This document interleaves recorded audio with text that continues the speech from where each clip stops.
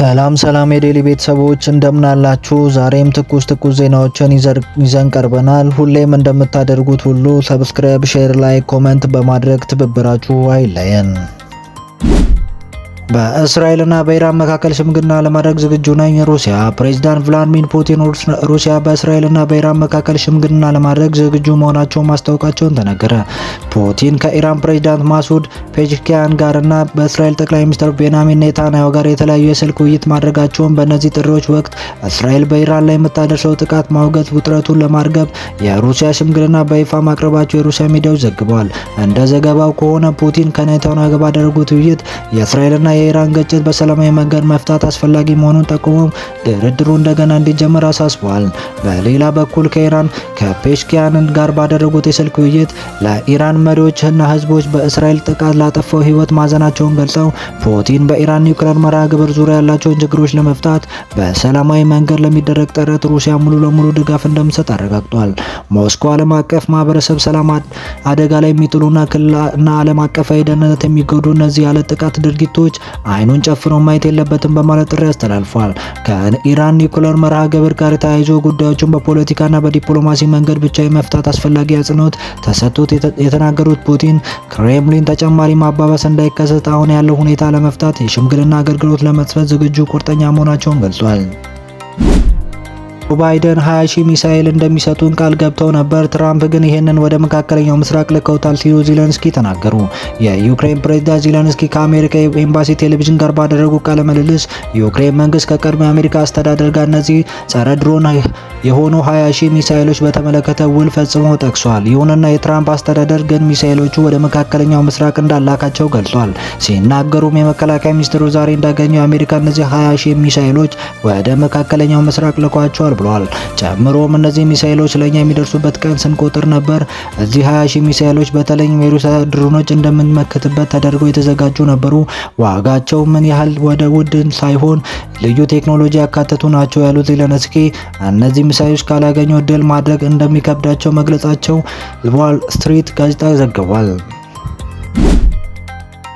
የኤርትራው ስደተኛ ኢትዮጵያ ውስጥ ማንነታቸው ባልታወቁ ታጣቂዎች ተገደለ። የ23 ዓመቱ አሌክስ ዩሱፍ ብርሃኔ በአማራ ክልል ዱባት በሚገኘው አልማዎች የስደተኛ ካምፕ ውስጥ ሊገደል የቻለው ሰዎች ለመርዳት በወጣው ወቅት በመሆኑ ቤተሰቦቹ ገልጸዋል። ሲናገሩም በአካባቢው ሰዎች ሌባ ሌባ እያሉ በሚጮቡት ወቅት ይህ ወጣት ከመኖሪያ ቤቱ በመውጣት ሊረዳቸው ሞክሮ አደረገው። ይሁንና ማንነታቸው ያልታወቁ አካላት ጥይት ተኩሰው ገለውታል ብሏል። ሟቹ የካቶሊክ እምነት ተከታይ በመሆኑ በዳባት ምንም የካቶሊክ መቃብር ባለመኖሩ ወደ ጎንደር ተወስዶ መቀበሩን አስረድቷል።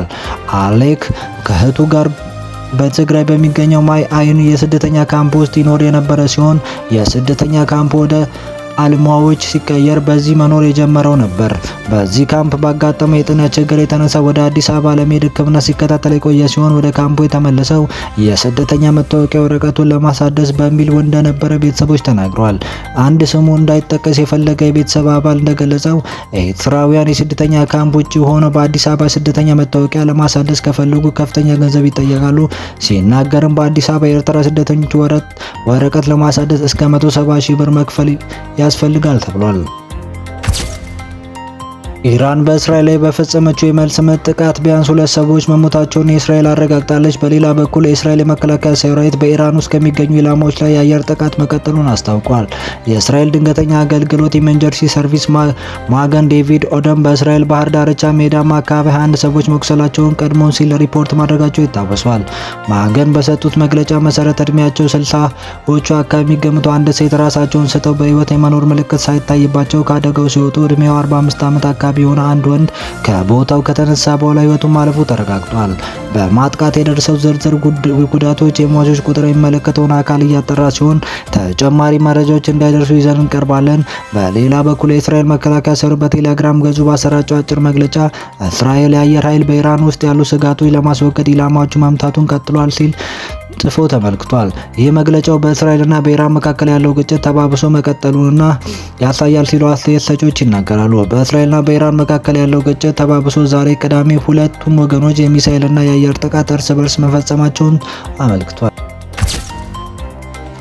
አሜሪካ ወደ እስራኤል የተተኮሱ የኢራን ሚሳኤሎች ለመምታት መርዳቷን ገለጸች። የአሜሪካ ጦር ወደ እስራኤል የተተኮሱት የኢራን ሚሳኤሎች ለመምታት መርዳቷን ሁለት የአሜሪካ ባለስልጣናት አስታወቁ። ትላንት በተጀመረው የኢራን የተለያዩ ቦታዎች ካጠቁ የእስራኤል ወታደራዊ እርምጃዎች ተከትሎ ኢራን ማምሻውን በእስራኤል ከተሞች ላይ ሚሳኤል ጥቃት መፈጸሟን፣ ኢራን በፈጸመችበት ጥቃት እስካሁን 150 የሚሆኑ ባሊስቲክ ሚሳኤሎች ወደ እስራኤል መተኮሱን ገልጿል።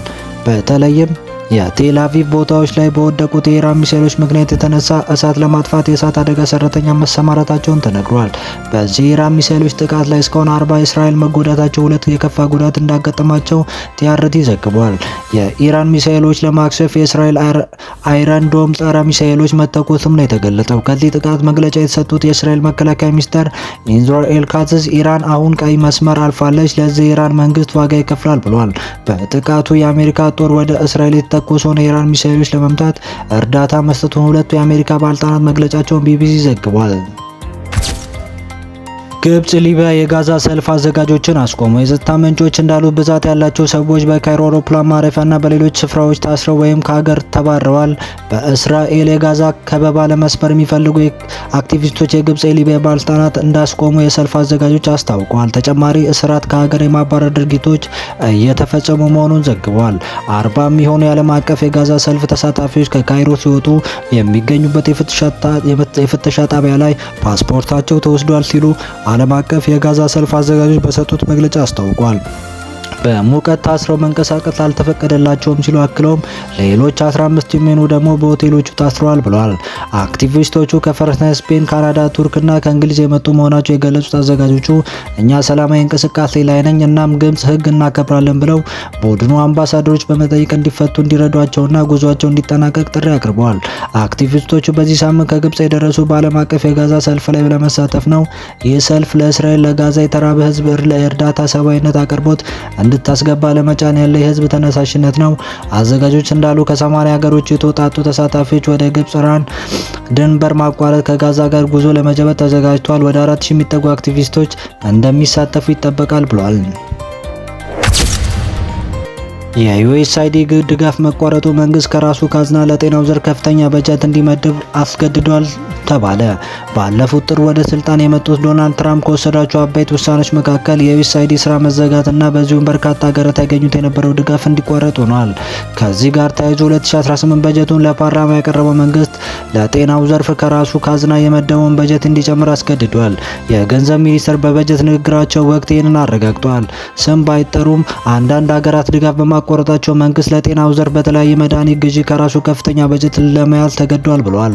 በእርግጥም ሀገራቱ ድጋፍ መልሰው እንዲጀምሩና እየገለጹ ነው ሲሉም አክለዋል። ለ2018 ዓመት መንግስት ለጤናው ዘርፍ በካፒታል ውስጥ ከራሱ ቋት 32 ቢሊዮን ብር መድቧል። በተጨማሪም በእርዳታ 16 ቢሊዮን እንደሚገኝ ገልጿል። ይህ ሁኔታ 2017 በጀት ቀመር የተለየ ነበር። በ2017 ዓመት ለጤናው ዘርፍ ተይዞ ከነበረው የካፒታል ወጪ እርዳታ 12.6 ቢሊዮን ከመንግስት ካዝና 4 ቢሊዮን ብር ነበር ብሏል።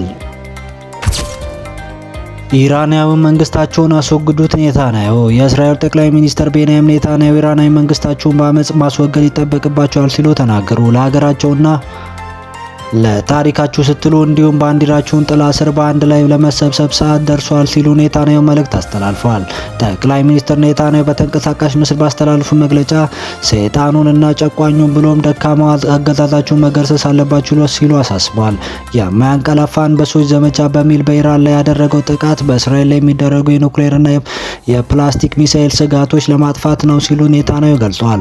እስራኤል በኢራን ላይ ጥቃት ማድረሷን ተከትሎ ኢራንም ያጸፋው እርምጃ መውሰድ በቴል አቪቭ ላይ የፕላስቲክ ሚሳኤል ጥቃት ማድረሷ አስታውቃለች። ኢራን ባለስልጣናት ዋጋቸውን ይቀበላሉ ሲሉ መዛታቸው ይታወሳል። የሁለቱም ሀገራት ግጭት ተከትሎ የተለያዩ ሀገሮች መሪዎች አሁንም ድረስ ውጥረቱ እንዲረግብ ጥሪ ማቅረባቸውን ቀጥሏል። ከተማ አቀፍ የክረምት በጎ ፍቃድ ስራዎች ተጀመሩ። ከለውጡ ወዲህ የበጎ ፈቃደኝነት አገልግሎት በአንድ ወቅት ንቅናቄ ስራ ብቻ ሳይሆን የሁሌ ተግባር ባህል ማድረግ ታሳቢ በማድረግ ተቋም መሰረትን ተቀዳሚ አሰራር በመዝራት ባከናወነው ስራ የሚሊዮኖች እንባ ታብሷል። በዛሬው ዕለት ያስጀመረው የክረምት በጎ ፍቃድ አገልግሎት የበርካቶች እንባ የታበሰው ለአቅመ ደካሞች 2500 ደረጃውን የጠበቁ ቤቶች በመገንባት የዘመኑ ጎጆዎችን የሚያቆቡበት ለ500 ሰዎች በማጋራት የክረምት ኑሮ ጫና ማለፍ የምናስችልበት ወላጅ የሌላቸውን 440 ህጻናት አሳዳጊ ተንከባካቢ ቤተሰቦች የሚያገኙበት በሚሊዮኖች የሚቆጠሩ ችግኞች በመትከል ከተማችንን አረንጓዴ የምናለብስበትና ሌሎች በርካታ ስራዎች የምንሰራበት አያሌ ዝርዝር ተግባራት ያቀፈ ነው። በምሳሌነት የምንገልጻቸው የከተማችን ባለሀብቶች፣ ወጣቶች፣ ሴቶች እና ተቋማት ሙሉ በተለመደው መልኩ በገንዘባቸው፣ በጉልበታቸው፣ በእውቀታቸው አብራችሁ እንድትሰሩ ጥሬን እያቀረብኩ እስካሁን ላበረከታችሁልኝ ታሪካዊ አስተዋጽኦ አመሰግናለሁ። የኢትዮጵያ ህዝቦች ይባረክ። ከንቲባ አዳነች አቤቤ። ኬኛ ቢቬሬጅ ተመረቀ። ፕሬዝዳንት ታዬ አጽቀሥላሴ በኦሮሚያ ክልል ምዕራብ ሸዋ ዞን በግንጪ ከተማ ከ22 ቢሊዮን ብር በላይ በሆነ ወጪ የተገነባውን የኬኛ ቢቨሬጅስ መርቀው ከፍተዋል። የኢፌዴሪ ታዬ አጽቀሥላሴ በኦሮሚያ ክልል ርዕሰ መስተዳድር ሽመልስ አብዲሳ፣ የጠቅላይ ሚኒስትሩ የምስራቅ አፍሪካ ጉዳዮች አማካሪ ጌታቸው ረዳ፣ የፌዴራል ክልል ከፍተኛ አመራሮች እንዲሁም ተጋባዥ እንግዶች በምረቃ ስነ ስርዓቱ ተገኝተዋል። በ110 ሄክታር ላይ ያረፈው ኬኛ የመጠጦች ፋብሪካ ዓለም አቀፍ ደረጃዎችን የጠበቁ የአልኮል ነጻ መጠጦች እንዲመረቱ ተገልጿል። ፋብሪካው በአመት 3 ሚሊዮን ሄክታር ሊትር በላይ ማምረት አቅም ያለውና በሀገሪቱ ውስጥ ባለሙያዎች ሀገር በቀል እውቀቶችን ከቴክኖሎጂ ጋር በማቀናጀት ጥራታቸውን የጠበቁ ምርቶች እንዲያመርት የኬኛ ቢቨሬጅ ስራ አስኪያጅ አፈወርቅ ለገሰ ተናግረዋል። ኩባንያው አሁን ላይ ከ250 በላይ የሰው ኃይል የያዘ ሲሆን በሙሉ አቅሙ ወደ ገበያ መድረስ ሲችል 1000 በላይ ለሚሆኑ ዜጎች የስራ እድል ፈጥረዋል ብሏል። የኬኛ መጠጦች ፋብሪካ አርሶ አደሮች ምርታቸውን እንዲያሳድጉ ከማድረግ ባሻገር አዳዲስ ስልቶች በመከተል የእንስሳት ሀብት ልማት እንዲደግፉም ስራ አስኪያጁ ገልጿል።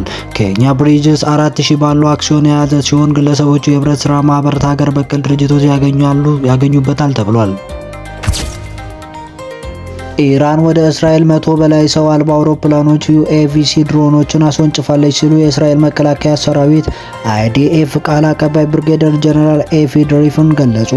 ቃል አቀባዩን በሰጡት መግለጫ ኢራን ወደ እስራኤል ግዛት የሚመጡ ወደ 100 የሚጠጉ ሰው አልባ አውሮፕላኖች ብታስወነጭፍም እነዚህ ድሮኖች ለመጥለፍ እየሰራን ነው ሲሉ ገልጸዋል። በመግለጫውም እነዚህ ከኢራን የተወነጨፉ ድሮኖች እስራኤል ለመድረስ ብዙ ሰዓት እንደሚወስድባቸው አስረድተዋል።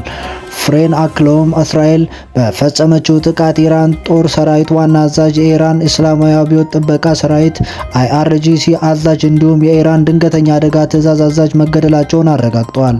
የኢራን መንግስት ሚዲያም አብዮታዊ ጥበቃ ዋና አዛዥ ሁሴይን ሳሊምን መግደላቸውን ዘግቧል። በእስራኤል የአስቸኳይ ጊዜ አዋጁ ታውጇል። በዱባይ 67 ፎቅ ሰማይ ጠቀስ ህንፃ ላይ የተነሳ እሳት አደጋ ቁጥጥር ስር ዋለ። በዱባይ ከተማ ማሪናም በሚባለው አካባቢ በሚገኝ ባለ 67 ፎቅ ሰማይ ጠቀስ ህንፃ ላይ የተነሳው ከፍተኛ እሳት አደጋ በሰው ህይወት ላይ ምንም ጉዳት ሳያደርስ ቁጥጥር ስር መዋሉ ተገለጸ። ትላንት ምሽት 764 አፓርታማዎች ባሉበትና 3820 ሰዎች መኖሪያ የሆነው ህንፃ ላይ የተነሳው የእሳት አደጋ ከ6 ሰዓት የማፍጠንና የትግል በኋላ በቁጥጥር ስር መዋሉ የዱባይ ሲቪል ሰርቪስ መከላከል ቡድን ይፋ አድርጓል። በህንፃው አደጋ መከሰቱን ተከትሎ 3820 የሚሆኑ የአፓርታማ ነዋሪዎች ምንም አይነት ጉዳት ሳይደርስባቸው እንዲወጡ መደረጉን ነው የተጠቀሰው። አደጋውን ተከትሎ የከተማ ባቡር ትራንስፖርት ለጊዜው መቋረጡ የዱባይ መንገዶችና ትራንስፖርት ባለስልጣን አስታውቋል። በእሳት አደጋው ምክንያት ከህንፃው እንዲወጡ ለተደረጉ ሰዎች ጊዜያዊ መቆያ ለመገንባት ጥረት እየተደረገ መሆኑን የአካባቢው ባለስልጣናት አስታውቋል።